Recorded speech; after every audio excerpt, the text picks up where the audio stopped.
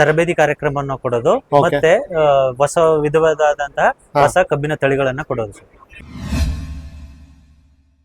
Sir. ನಮಸ್ಕಾರ sir. ನಮಸ್ತೆ. ನಿಮ್ಮ ಹೆಸರು? ನಂದೀಶ್ ಜಯಸ್ ಅಂತ ಸರ್. ಎಲ್ಲಿಂದ ಬರ್ತಾ ಇದ್ದೀರಾ? ನಾವು ಎಸ್ ನಿಜಲಿಂಗಪ್ಪ ಸಕ್ಕರೆ ಸಂಸ್ಥೆ ಬೆಳಗಾವಿ. ಓಕೆ. ಸೊ ಇಲ್ಲಿಂದ ಬರ್ತಾ ಇದ್ದೀರಾ. ಸೊ ಈಗ ನಿಮ್ಮ ಒಂದು ಇನ್ಸ್ಟಿಟ್ಯೂಟ್ ಮೇನ್ ಮೋಟೋ ಏನು ಸರ್? ಸರ್, ಮೋಟೋ ನಮ್ಮ ಕಬ್ಬು ಬೆಳೆಗಾರರಿಗೆ ತರಬೇತಿ ಕಾರ್ಯಕ್ರಮವನ್ನು ಕೊಡೋದು ಮತ್ತೆ ಹೊಸ ವಿಧವಾದಂತಹ ಹೊಸ ಕಬ್ಬಿನ ತಳಿಗಳನ್ನ ಕೊಡೋದು ಸರ್. ಅಂದ್ರೆ ಈಗ ಕಬ್ಬು ಬೆಳೆಗಾರರು ಎಸ್ಪೆಷಲಿ ಕರ್ನಾಟಕದಲ್ಲಿ ಬಂದ್ಬಿಟ್ಟು ಸೌತ್ ಅಲ್ಲಿ ಮಂಡ್ಯ, ಮೈಸೂರು ಭಾಗ ಇರ್ಬೋದು. ಇನ್ನು ನಾರ್ತ್ ಕಡೆ ಹೋಯ್ತು ಅಂತಂದ್ರೆ ಬೆಳಗಾವಿಯಲ್ಲಿ ಅತಿ ಹೆಚ್ಚು ಸಕ್ಕರೆ ಕಾರ್ಖಾನೆಗಳು ಇರುವಂತಹ ಜಾಗ.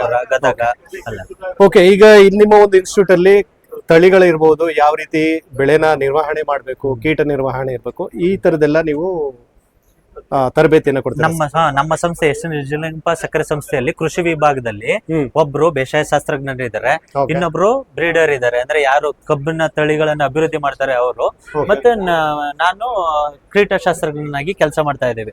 ಈ ನಮ್ಮ ಒಂದು 3 ಜನಗಳದ್ದು ಕೆಲಸ ಏನು ಅಂತಂದ್ರೆ ತರಬೇತಿ ಕಾರ್ಯಕ್ರಮಗಳನ್ನ ರೈತರಿಗೆ ಬೇಕಾಗುವಂತ ಅಂದ್ರೆ ಕಬ್ಬನ್ನ ನಾಟಿ ಮಾಡೋದ್ರಿಂದ ಹಿಡಿದು ಕಬ್ಬನ್ನ ಕಟಾವ್ ಮಾಡೋವರೆಗೂ ಏನೇನು ಕುಂದುಕೊರತೆಗಳಾಗ್ತವೆ, ಅದಕ್ಕೆ ಬೇಕಾಗಿರುವಂತ ಬೇಸಾಯ ತಾಂತ್ರಿಕತೆಗಳಾಗಿರ್ಬೋದು, ಭೂಮಿ ಸಿದ್ಧತೆ ಮಾಡೋದಾಗಿರ್ಬೋದು, ಕಬ್ಬಿನ ನಾಟಿಯನ್ನ ಯಾವ ರೀತಿ ಮಾಡಬಹುದಾಗಿರ್ಬೋದು, ಅದಕ್ಕೆ ತಗುಲುವಂತ ವೆಚ್ಚ ಆಗಿರ್ಬೋದು, ಕಳೆನಾಶಕ ಸಿಂಪಡಣೆ ಮಾಡೋದಾಗಿರ್ಬೋದು, ನೀರಿನ ನಿರ್ವಹಣೆ ಮತ್ತೆ ಕೀಟ ಮತ್ತೆ ರೋಗ ಬಾಧೆಯನ್ನ ತಡೆದುಕೊಳ್ಳುವಂತ ಶಕ್ತಿ ಯಾವ ರೀತಿ ಅಭಿವೃದ್ಧಿ ಮಾಡ್ಬೇಕು ಅನ್ನೋದು, ಅದ್ರ ಜೊತೆಗೆ ಏನು ಹತೋಟಿ ಕ್ರಮಗಳನ್ನ ಅನುಸರಿಸಬೇಕಾಗತ್ತೆ ಅದನ್ನ ನಾವು ರೈತರಿಗೆ ತರಬೇತಿ ಕಾರ್ಯಕ್ರಮವನ್ನ ಕೊಡ್ತೀವಿ. ಓಕೆ. ಇದೆಲ್ಲ ಫ್ರೀ ಆಫ್ ಕಾಸ್ಟ್ ಅಲ್ಲಿ ಇರುತ್ತೆ? ಎಲ್ಲ ಫ್ರೀ ಆಫ್ ಕಾಸ್ಟ್ ಇರುತ್ತೆ ಸರ್. ಈಗ ಕರ್ನಾಟಕದಲ್ಲಿ ಎಷ್ಟು ಇನ್ಸ್ಟಿಟ್ಯೂಟ್ ಇದೆ ಸರ್? ಇಲ್ಲಿ ಕರ್ನಾಟಕದಲ್ಲಿ ಒಂದೇ ಒಂದು ಇನ್ಸ್ಟಿಟ್ಯೂಟ್ ಇದೆ. ನಮ್ಮ ಒಂದು ದಕ್ಷಿಣ ಕರ್ನಾಟಕ ಭಾಗಕ್ಕೆ ಬಂತು ಅಂತಂದ್ರೆ ಮಂಡ್ಯದಲ್ಲಿ ಸಾತ್ನೂರ್ ಫಾರಂ ಅಂತ ಇದೆ, ಭಾರತ ರತ್ನ ಸರ್ ಎಂ ವಿಶ್ವೇಶ್ವರಯ್ಯ ಕಬ್ಬು ಸಂಶೋಧನಾ ಕೇಂದ್ರ.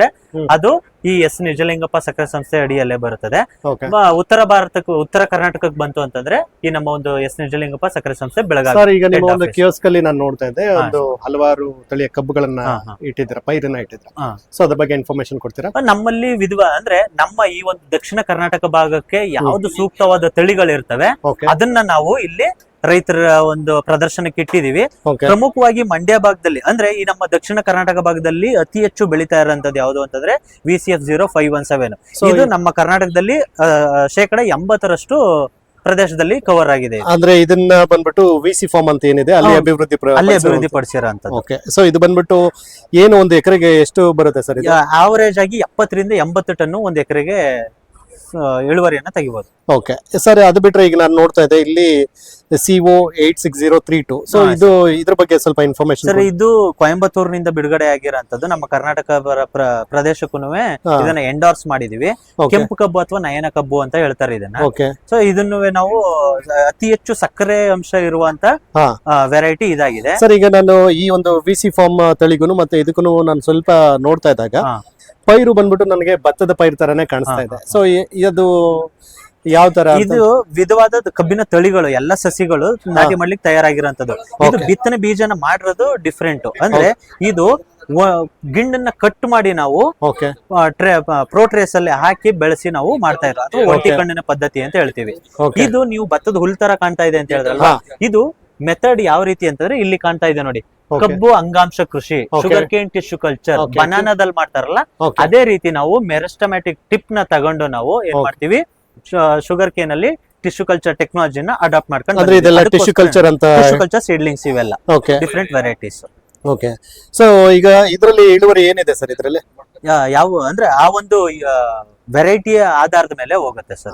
ಆಧಾರದ ಮೇಲೆ ಸರ್. ಈಗ ನಾವು ಗಿಣ್ಣು ಏನು ಕಬ್ಬಿನ ಗಿಣ್ಣನ್ನ ಕತ್ತರಿಸಿ ಮಾಡ್ತಕ್ಕಂತ ಗಿಡ ಬೆಸ್ಟ್ ಅಥವಾ ಟಿಶ್ಯೂ ಕಲ್ಚರ್ ಮಾಡಿರ್ತಕ್ಕಂತ ಗಿಡ ಬೆಸ್ಟ್? ಎರಡೂನು ಬೆಸ್ಟ್ ಆಗುತ್ತೆ ಸರ್. ಅಂದ್ರೆ ಎಲ್ಲದ್ರಲ್ಲೂ ಅಡ್ವಾಂಟೇಜ್ ಇದಾವೆ. ಸೊ ನಮ್ಗೆ ಇದನ್ನ ಈಗ ನಾವು ಒಂಟಿ ಕಣ್ಣಿನ ಪದ್ಧತಿಗೆ ಹೋಗ್ತು ಅಂತಂದ್ರೆ ನಮ್ಗೆ ಏನಾಗುತ್ತೆ ಅಂತಂದ್ರೆ 100% ಜರ್ಮಿನೇಷನ್. ಅಂದ್ರೆ ನಾವು ಒಂದು 90 ಭಾಗ ಮೊಳಕೆ ಹೊಡೆಯೋ ಪ್ರಮಾಣನ ನಾವು ಅನುಭವಿಸ್ತೀವಿ ಅಂದ್ರೆ ಕಾಣಬಹುದು. ಇಲ್ಲ ನಾವು ಕಬ್ಬನ್ನ ನಾಟಿ ಮಾಡ್ತೀವಿ ಅಂತಂದ್ರೆ ನಮ್ಗೆ 50 ರಿಂದ 60% ಬಂತು ಅಂದ್ರೆ ನಮ್ಗೆ ಬಹಳ ಲಾಭದಾಯಕವಾಗಿರುತ್ತೆ.